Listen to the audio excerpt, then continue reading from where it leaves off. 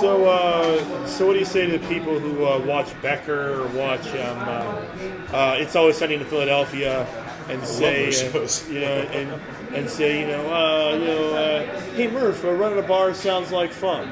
Yeah, it is, but you really have to keep an even temperament about yourself, because when you're working in the same place that you're playing in, it's very easy to blur lines and not. I like to sit here and relax and have my beer, but if somebody throws a glass, it's now it's on. Has anybody ever had a glass at you?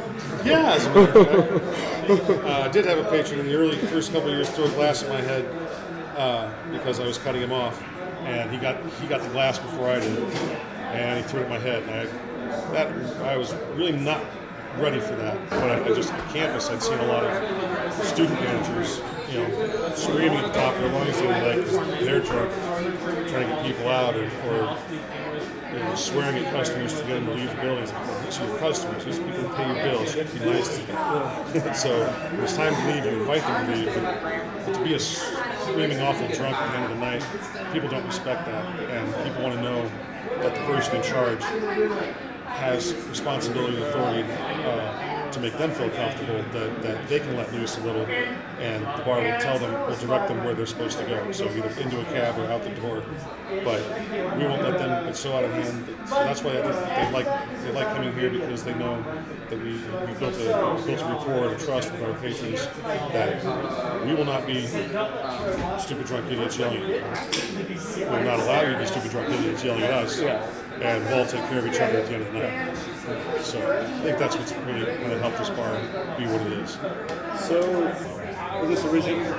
was this a bar? Was this another?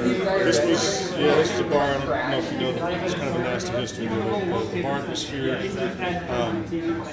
nasty history. Well, the bar that was here immediately previous to Mike and Molly's was the Gypsy, where a patron was killed by a couple of the bouncers, or at least one of the bouncers who was doing a life sentence. And really, yeah. So the owners then found themselves in need to get out because they had legal reasons, but that worked well for me to get in. So, Murph, owner of Mike and Molly's. Does that make you Mike or Molly's or both? I guess I'm both, because I'm the only owner here. Molly is my little sister. She's not really part of the ownership. In my family, we had two different groups, we had two generations of kids. And I grew up with Molly. I have three older siblings, Captain Tim and Joe, and there's an 8-year break, and then me and Molly.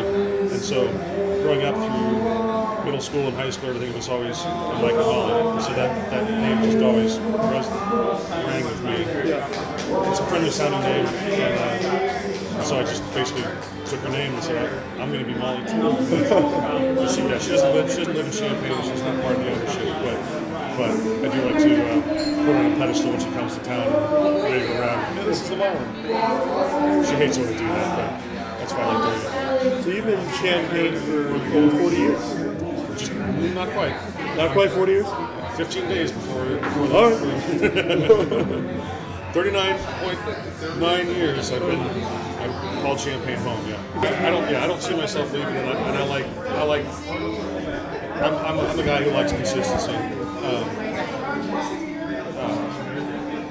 So it's okay for me that everything doesn't change all the time, or that my day doesn't change all the time. But that new faces coming in and out, that I don't know, kind of makes you feel like Mr. Chips. So I'll let you go on this one.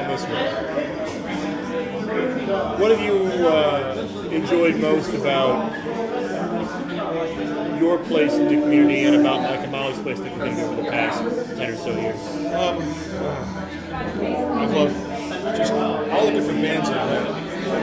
That, it's like Robbie Folks and I love Robbie Folks. And the Straight Jackets and those Bastard Souls and the Blackouts who became Living Blue, and